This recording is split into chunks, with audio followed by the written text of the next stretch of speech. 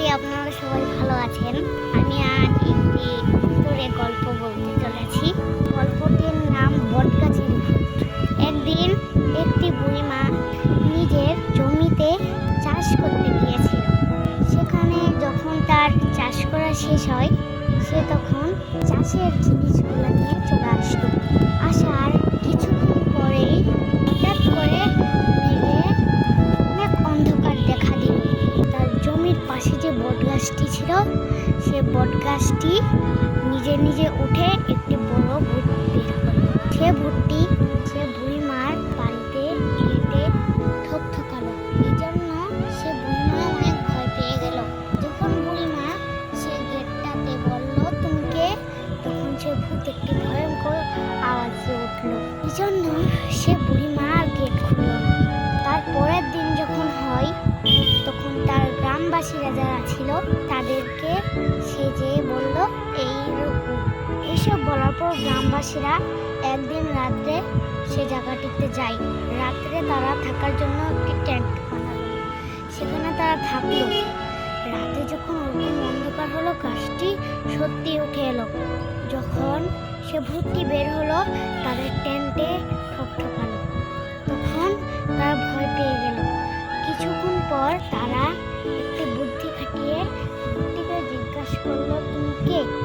সে বলল, আমি একজন মহিলা। আমি একদিন আমার স্বামীর সাথে আমিও একদিন এই জায়গায় বাস করতাম। আমার স্বামী অনেক নিষ্ঠুর ছিল। আমি একদিন বাজার করে নিয়ে আসি তখন আমার স্বামীকে দেখি একজন মেয়ের সাথে সে কথা বলছে। তাই আমার স্বামীকে আমি জিজ্ঞাসা করলাম, তুমি কার সাথে কথা বলছো? তখন সে বলল, আমি একজনকে ভালোবাসি। যখন আমি জিজ্ঞাসা করি, তার কিছুক্ষণ পর আমি আমার বিছানায় ঘুমাতে গেছিলাম। সেই সময় আমার স্বামী ছুরি এসে আমার গলায় গেঁথে দেয়। এরপর আমার এই বট গাছের নিচে পুঁতে দেয়। এরপর তারা সবাই জিজ্ঞেস করলো, তোমার স্বামী এখন কোথায়? সে ভূত বলল, আমিও জানি না আমার স্বামী এখন কোথায়। তারা তার স্বামীর খুঁজে বের হলো। বের হওয়ার পর তারা যখন তার স্বামীকে খুঁজে পেল, তারা তখন পুলিশ আর একটি তান্ত্রিককে নিয়ে সে ভূতের কাছে গেল। সে ভূত বলল, তুমি আমার স্বামী, তুমি একজন নিষ্ঠুর। এই জন্য বলার জন্য তার স্বামী অনেক ভয় পেয়ে গেল।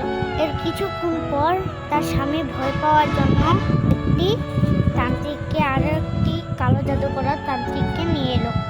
এরপর সে তান্ত্রিক একটি কালো জাদু করে তাকে বন্ধ করে রেখে দিল সে ভূতকে।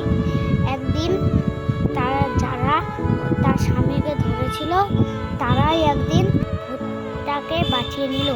এরপর তার স্বামীর কাছে গেল। তার স্বামী তখন ঘুমাচ্ছিল। যখন তার স্বামী ঘুম থেকে উঠলো, দেখলো যে সে ভূতের সামনে। ওই ওঠার পরে কিছুক্ষণ পর তার বউ ছুরি এনে সে ভূতটি তার গলায় ঢুকিয়ে দিল। তো এখান থেকে আমাদের গল্প শেষ। আসসালামু আলাইকুম ওয়া রাহমাতুল্লাহি ওয়া বারাকাতুহু। মাশাআল্লাহ।